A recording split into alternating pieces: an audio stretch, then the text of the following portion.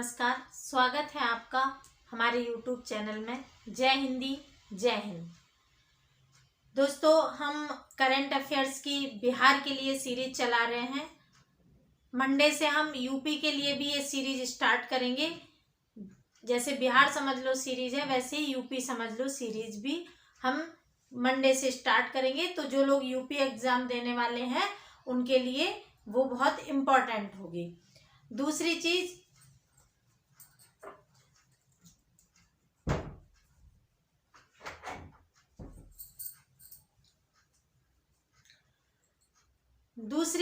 कि जो संपूर्ण करंट अफेयर्स है उसकी भी श्रृंखला जल्दी ही जारी होगी। आप लोगों के एग्जाम होने से पहले हम सारा करंट अफेयर्स आपको कंप्लीट करा देंगे।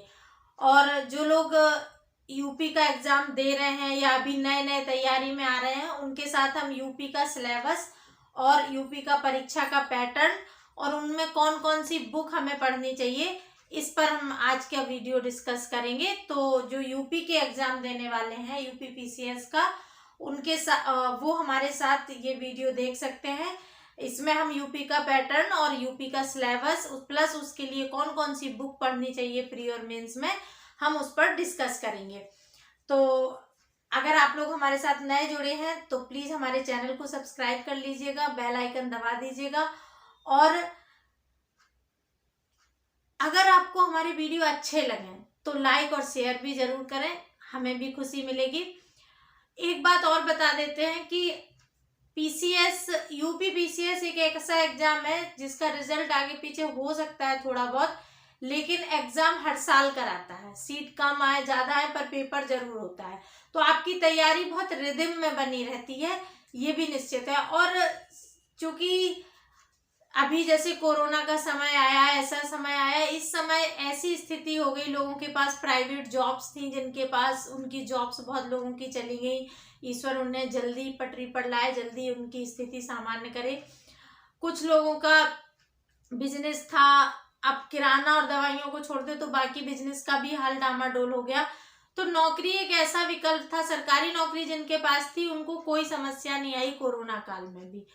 तो आप लोग भी, अगर आपको बिजनेस पसंद है, अगर आपको कोई प्राइवेट, आप इंजीनियर या डॉक्टर बनना चाहते हैं, प्राइवेट गवर्नमेंट जो भी, वो अपनी जगह अच्छा है, आप वो भी कर सकते हैं। लेकिन अगर आप इस तैयारी की फील्ड में आना चाहते हैं और अगर आपने सोचा है कि आपको ये करना है तो बहुत बढ़िया समय है, आप लग जाइएगा तैयारी के लिए, क्योंकि समय यूपी पीसीएस के लिए बहुत कम बचा है।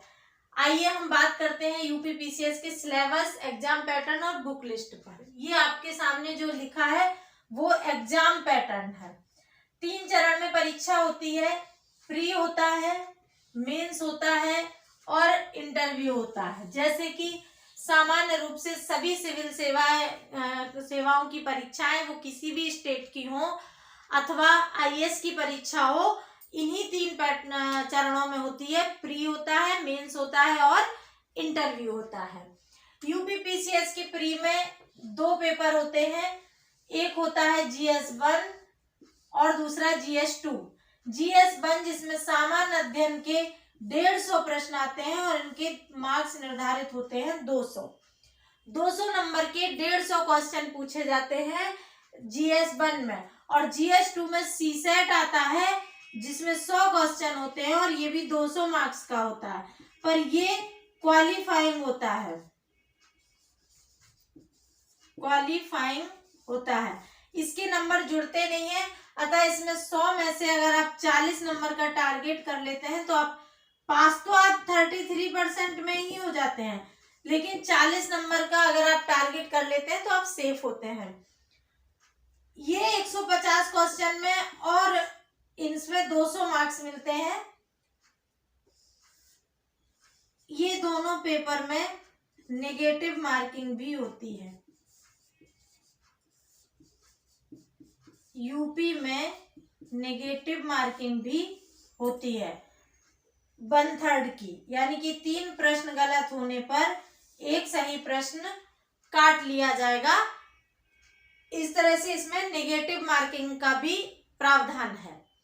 ठीक है, ये तो प्री का हुआ आपका सामान्य अध्ययन, और CSET के 2 पेपर होते हैं, दोनों में नेगेटिव मार्किंग होती है। सी सेट का पेपर जैसे आईएएस में, वैसे इसमें क्वालिफाइंग होता है।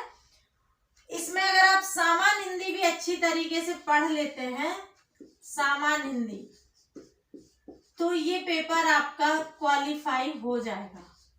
बाकी थोड़ा बहुत अगर आप रीजनिंग थोड़ा बहुत कर लिए और सामान्य हिंदी अच्छे से पढ़ लिए तो ये सी सेट के लिए आपको बहुत ज्यादा जद्दोजहद नहीं करनी पड़ेगी। अब आते हैं हम मेंस पर, और इस बार का 2022 का पीसीएस प्री 12 जून को होने वाला है। कब होना है? 12 जून को। तो अभी समय कितना बचा है? मार्च चल रहा है, मार्च, अप्रैल, मई और 12 जून को है, तो पूरे 3 महीने तो आपके पास है ही है तैयारी करने के लिए। तो आप अभी आज से जुट जाइएगा और अपनी तैयारी को अंतिम रूप दीजिए, अच्छे से तैयारी करिए, 3 महीने बहुत होता है। मेंस का जो पैटर्न है, मेंस आपका सितंबर में होगा, ऐसे 27 सितंबर दिया है, तो 27 सितंबर से इसका मेंस होगा। इसमें 4 चीजें पूछी जा, 4 पेपर का है, 4 पेपर नहीं है, 4 तरीके से है। एक सामान्य हिंदी का पेपर होता है, एक निबंध का होता है, जीएस के 4 पेपर होते हैं और ऑप्शनल जो हम चुनते हैं उसके 2 पेपर होते हैं। टोटल कितने हुए? 2, 4, 6, 7, 8 पेपर। ठीक है, 8 पेपर होते हैं जो 4 सेक्शन में डिवाइड है। सामान्य हिंदी में 150 मार्क्स होते हैं और 3 घंटे का पेपर होता है। 150 नंबर का पेपर होता है ये सामान्य हिंदी, और ये 3 घंटे का होता है, और इसकी बड़ी भूमिका होती है यूपीपीसीएस में। आईएएस में तो ये क्वालिफाइंग होता है, लेकिन यूपी में ये इसके नंबर जुड़ते हैं। निबंध 150 मार्क्स का ये भी होता है, इसके लिए भी 3 घंटे होते हैं। टोटल जो नंबर होते हैं मेंस के वो 1500 होते हैं। 150, 300 और 4 पेपर का ये 200 मार्क्स का, यानी कि 800 प्लस 2 पेपर ऑप्शनल के 200 मार्क्स के प्लस 400, कितना हो गया? 4, 3, 7, 8, 7,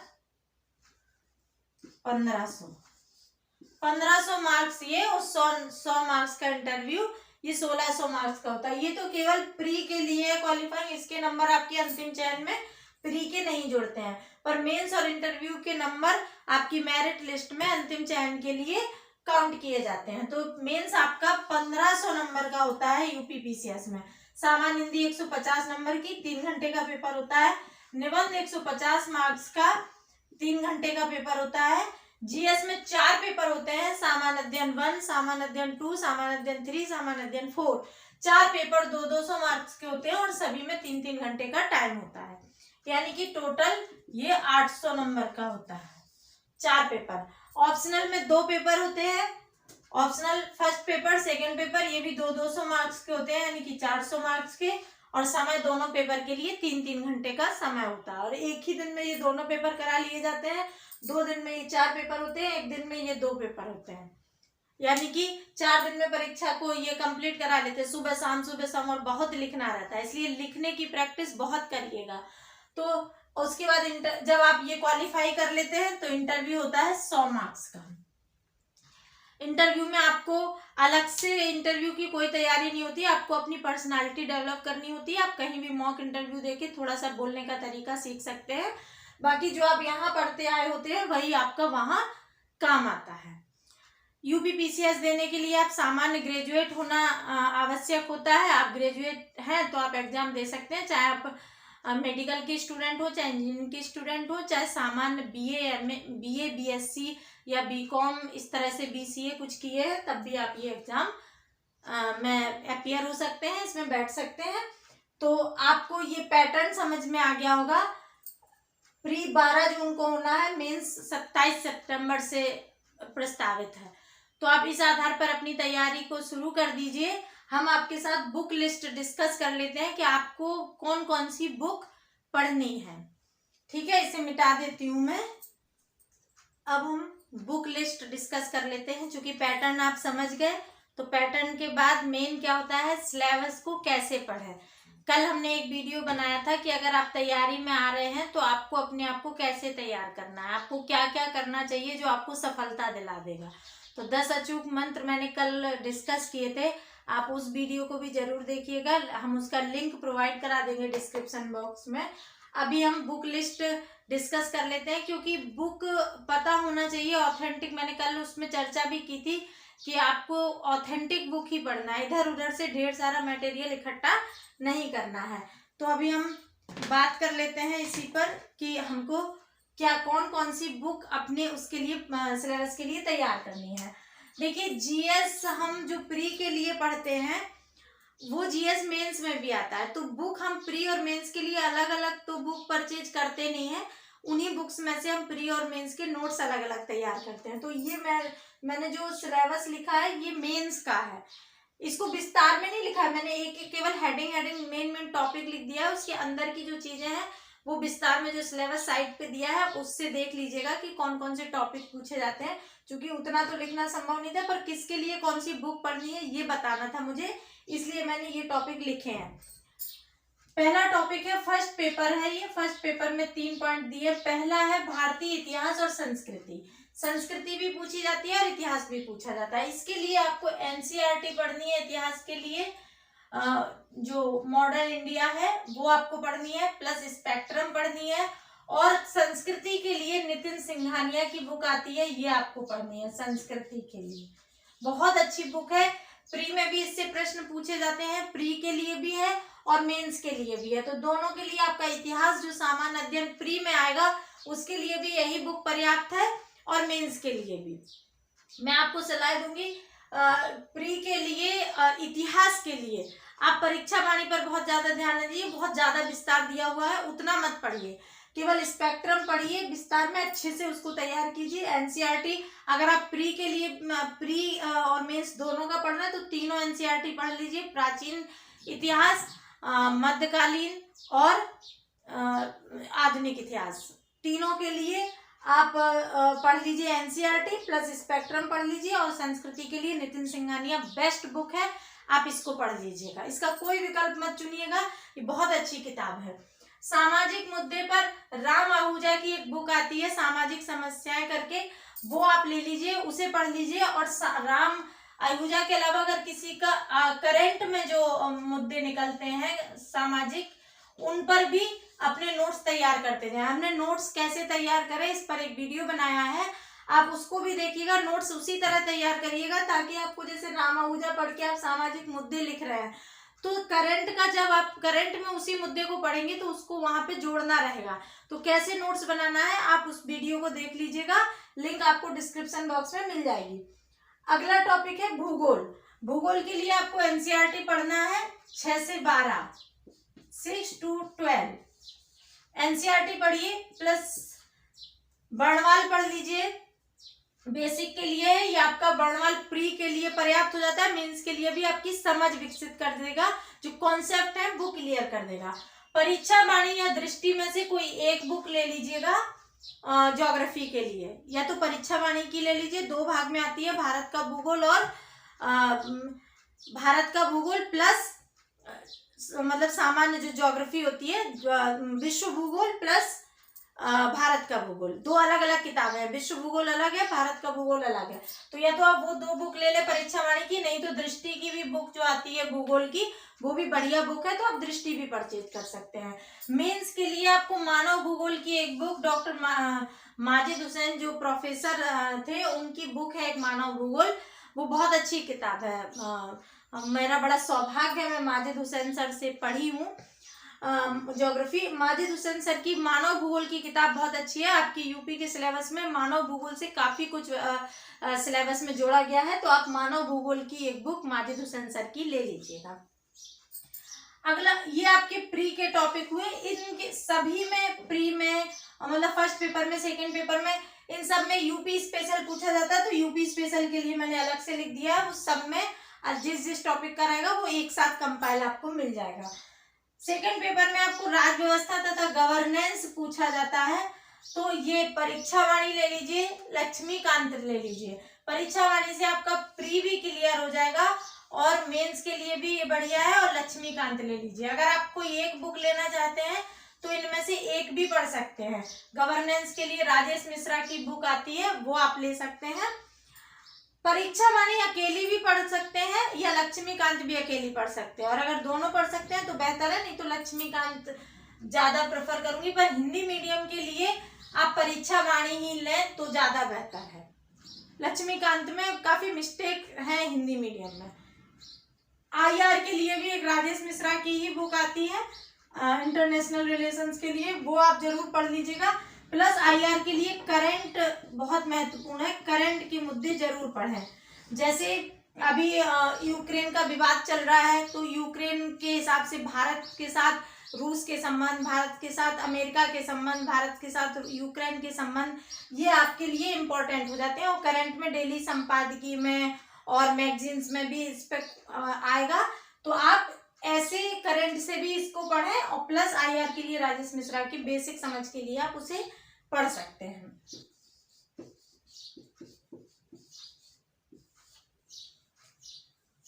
अर्थव्यवस्था के लिए लालन लाल या PD का अतिरिक्तांक आता है, दोनों में से कोई एक ले लीजिएगा।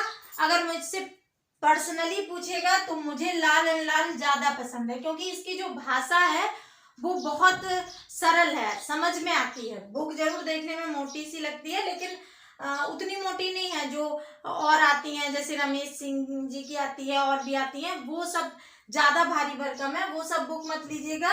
लालन लाल या PD, इन दो के अलावा और आपको कोई भी अर्थशास्त्र पे बुक नहीं लेनी है। या तो ये या लगा है, दोनों नहीं लेनी है, कोई एक लेनी है। और अगर मेरी सलाह मानेंगे तो मैं लालन लाल को प्रेफर करूंगी। बाकी अगर आप पहले से पढ़ते आ रहे हैं PD का अतिरिक्तांक तो आप वही पढ़िए, और अगर आप नहीं लेना चाहते हैं तो आप लालन लाल की बुक लीजिए, क्योंकि और अप्रैल में नई बुक आ जाएगी तो आप उस समय ले लीजिएगा, या अभी आ गई होगी तो पता कर लीजिएगा।